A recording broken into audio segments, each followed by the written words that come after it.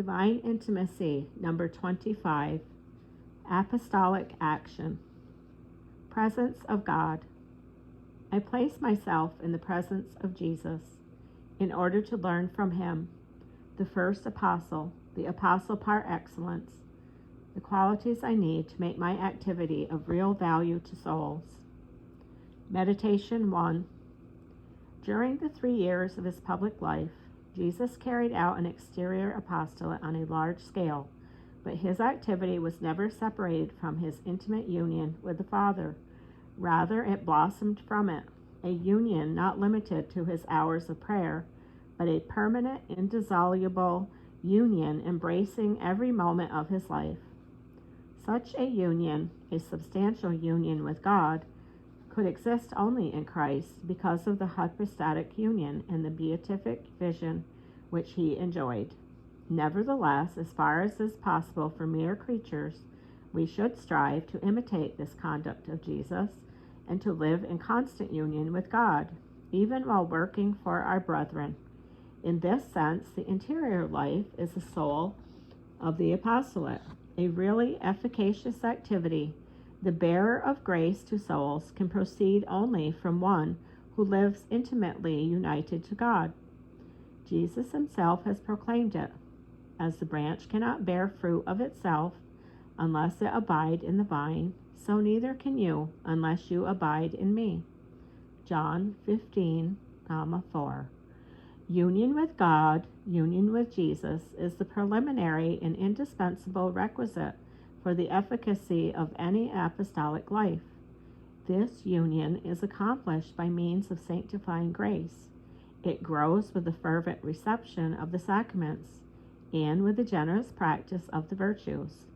It is established more firmly and strengthened by prayer, and is consolidated and preserved by recollection and detachment. The more one's union with God increases, the more the action which flows from it will bear fruit for souls.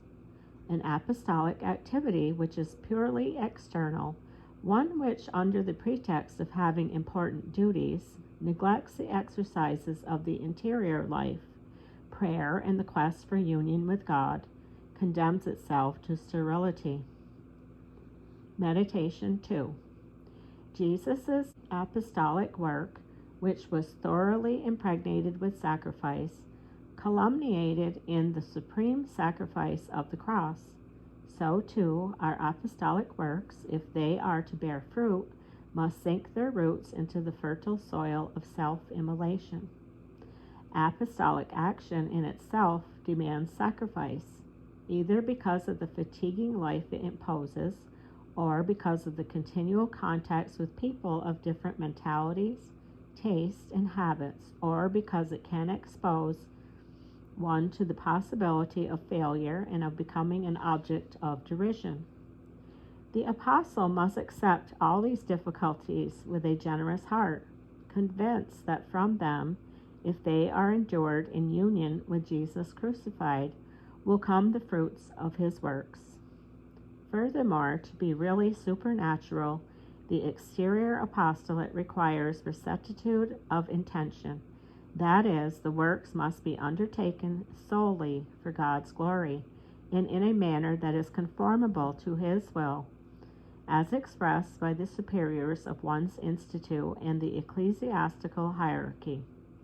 To attain to this purity of intention, the apostle must die, day by day, to self-love and vainglory, to the tendency to draw upon himself the praises of others, or to take complacency in his successes. He must die to his personal views and initiatives, to his own interest.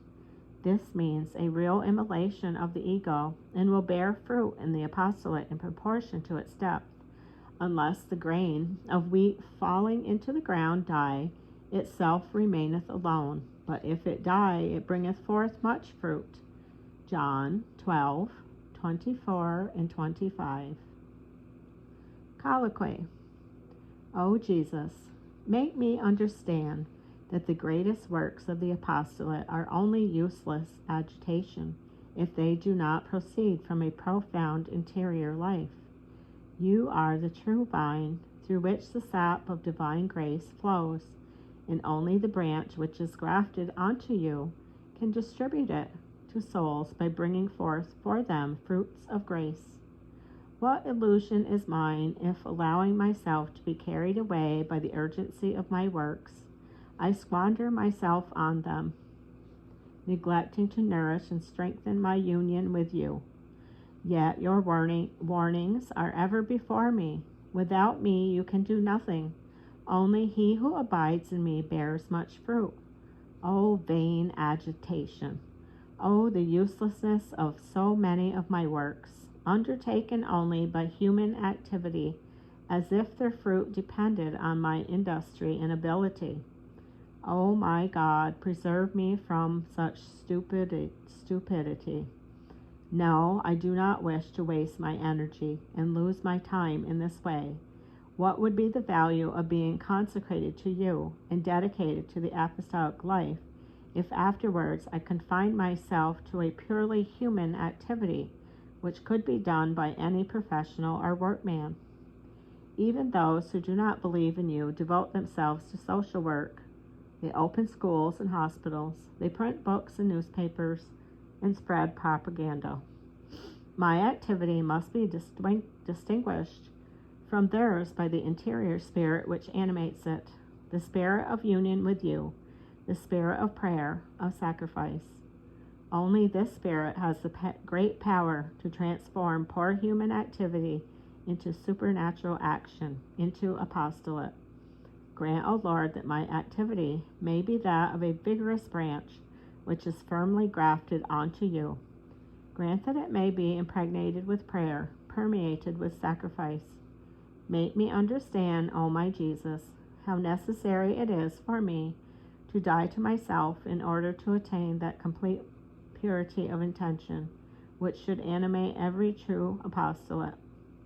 How often I think I am moved by zeal for your glory and the welfare of souls, when perhaps, on the contrary, I am moved, at least in great part, by my pride. I want that initiative, that work, because I find in it an outlet for my natural tendency towards activity, for my secret hankering to put myself forward, to make myself important, to obtain praise and success.